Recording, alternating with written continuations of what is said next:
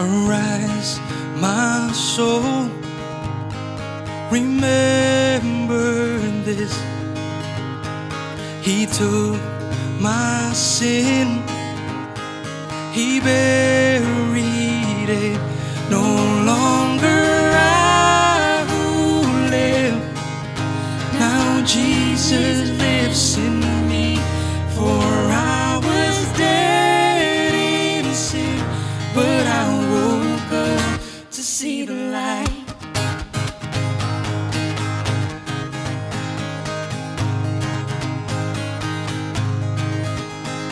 No, I won't boast, but in the cross that saved my soul. All else is lost. The grip of fear has no hold on me. So where, oh death, where is your sting? No longer I who live, now Jesus lives in me. For I was dead in sin, but I woke up to see the light.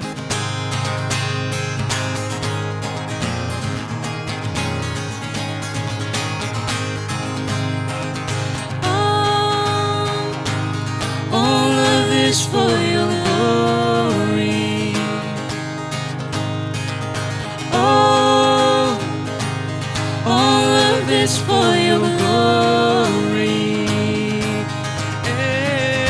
Oh, all of this for your glory. Oh, all of this for your glory.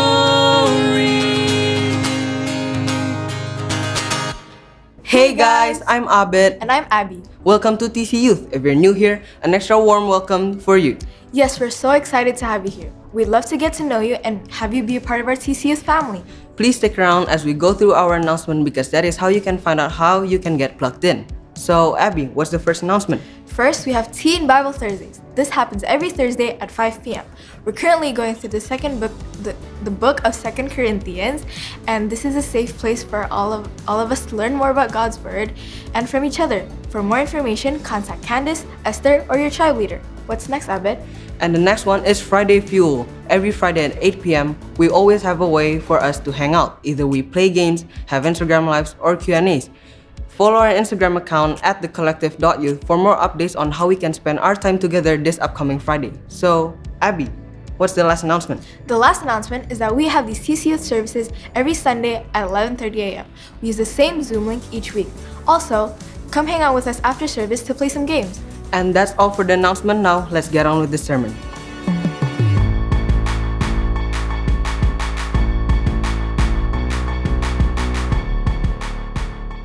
Welcome back, teens, to our TCU service. My name is Rere, and I'm here to continue our Free People series, and we are in week 4. Cuatro. Anyways, so the main thing we are going to talk about is that free people put others first. That is the main thing. We, not me, guys. We, not me. That we put other people first. Free people put others first. Now, before we get started, I wanted to ask you guys a question. Now, this is, it may be something you've, already experienced, maybe not, but most likely you guys have experienced this already. But my question for you guys is, have you heard of the phrase, every man for himself? Or it could be every woman for herself. Me personally, when I hear that phrase, I think about like musical chairs. Like when people have to go around the chairs, and then when the music stops, then they have to sit, and there's always one person each round that won't get a chair. It's like you're fighting for the chair. It's like every person for themselves. Or for me personally also, it reminds me of Monopoly. I don't know about you guys, but whenever I play Monopoly with my family, it always ends with us just not talking to each other for at least a couple of days. I'm serious. It could get that bad. So we all know, I feel like we all know what it's like to be in that every person for themselves type situation. And to give you guys more examples, this could look like liking the same person as your friend. Like you and your friend like the same person at school, for example. It's like, like you're fighting for that person. It could also look like auditioning for the same role in the play, pre-COVID, of course. And for me, my worst personal scenario would be fighting for the last slice of pizza. I love my pizza, and if anybody were to fight me for that last slice, I will let you know right now, I will win. I will win. But anyways, in some ways, it might feel like you're always in a fight for something, but we, as free people, would we actually be free people if we always have to look out for ourselves? Now, the past couple of weeks, we spent time looking at one book, which is Galatians, but it's not really a book per se. It's more, it's a letter, right? Now, Paul actually helped start that church based on how Jesus made the relationship between them and God right. But then a group of teachers came around after Paul and told these new Christians that there was actually more than what Paul has shared.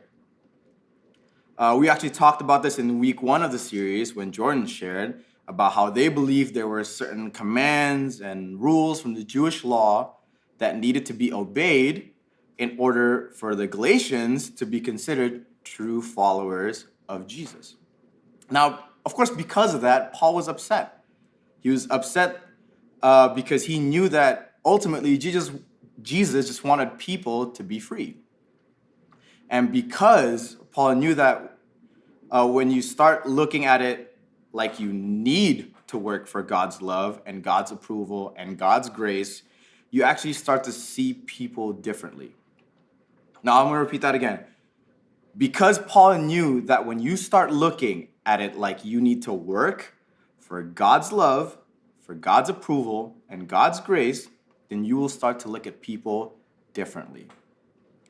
When that happens, you don't see other people as those who also received the same grace you have, but instead you see them as competitors. You see them as competition, working for the same thing. And before you know it, you'll start living that every person before themselves kind of mentality, that kind of life. Now we're actually going to look into Galatians 5, verses 13 to 15. But listen to what Paul actually has to say about this. For you have been called to live in freedom, my brothers and sisters, but don't use your freedom to satisfy your sinful nature. Instead, use your freedom to serve one another in love. Now, Paul basically said to use your freedom to serve one another in love, right? Use your freedom to serve one another in love. Now, with that, basically, your freedom isn't about you. It's not about you. Your freedom is connected to other people. We all have a tendency to take our freedom and abuse it to benefit ourselves. We do things for us, only solely for us, for our benefit, and to operate and live life like it's every person for themselves. But Paul says to use your freedom to serve one another in love. Now, when we continue to verse 14, it says, for the whole law can be summed up in this one command: love your neighbor as yourself. Isn't that, I feel like that's like such a mic drop moment, because all these teachers and scholars are saying like, no, you have to follow this in order to be a true follower of Christ. And Paul is just like, no, the whole law can be summed up in just one command, and that is love your neighbor as yourself. That's it. That's all we got to do. Now, Paul really believed that the whole law was summed up in this command to love each other. And he believed it because that's literally something that Jesus said. Now, continue on to verse 15. Paul goes on to say, "But if you are always biting and devouring one another, watch out. Beware of destroying one another."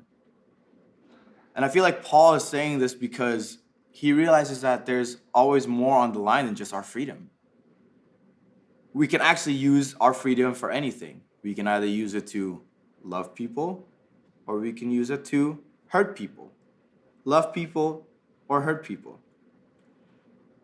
We need to realize that our standing before God, how God sees us, is not at risk because of our behavior or from us following or not following the rules, following the law. But of course, there are still going to be consequences. Sure, you can talk about people, you can judge people, you can tear people down, make fun of people, but obviously not without any consequences. I feel like in this every person for themselves way of thinking, way of life, you're ultimately hurting other people and also yourself. Freedom is connected to putting others first, because ultimately your freedom isn't about yourself. Now, I know that putting others first is not easy. And I know for a lot of us, it's not our natural response. It's not the natural thing to do. And it's really hard. But ultimately, that's where we'll find our freedom. In week 1, we talked about freedom from the drive to be perfect by following all the rules. And then in week 2, we talked about freedom from trying to win the approval of others. In week 3, last week, we talked about freedom from the fear of consequences in the future. And right now, we're talking about freedom from fighting for our rights and putting ourselves first. But see, we actually need to put others' needs ahead of our own. Because ultimately, free people put others first. Our freedom is connected to other people. It's not just about us. Because every choice that we make has consequences, no matter what it is.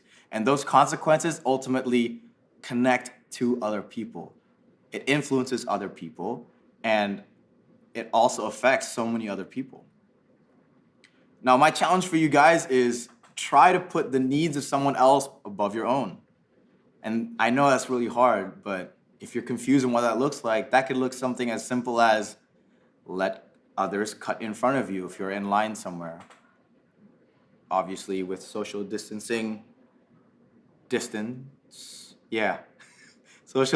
social distancing.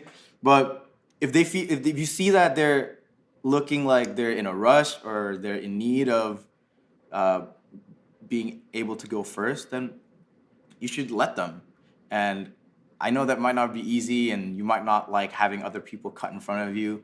I know I don't, but that's where we find freedom, when we actually put others first. Another thing is let others get the credit for something you did. And no, that doesn't look like copying homework, guys. But it does look like if you're in a group project and maybe this person has been going through a tough time, and maybe you could help them, you don't know. But letting them get the credit also for something you did is totally okay, and something that we can do to help others. So by doing, I feel like these are some examples, but by doing these things, we are letting others have what they need because we have what we need. I'm gonna say that again. By doing so, we are letting others have what they need because we have what we need. The main point that I want you guys to take away from all of this is that free people put others first. Because loving others is what matters, like Paul says. And loving others will ultimately lead to freedom. Now, why don't we bow our heads as we close in prayer? Lord, thank you so much just for this wonderful, wonderful book of Galatians. Thank you so much for what it is that you've continued to teach us through your word. I pray that going forward, that in this week, as we challenge ourselves to put others first, that we would continue to love one another, and we would be reminded, constantly reminded, that we need to love one another despite whatever happens, Lord. Lord, I thank you for everything that you've given us. In your name I pray, amen. Amen, guys. Now that was week 4 of Free People. Now, remember that we still have our tribe groups. We're gonna split, and I will see you guys in those groups.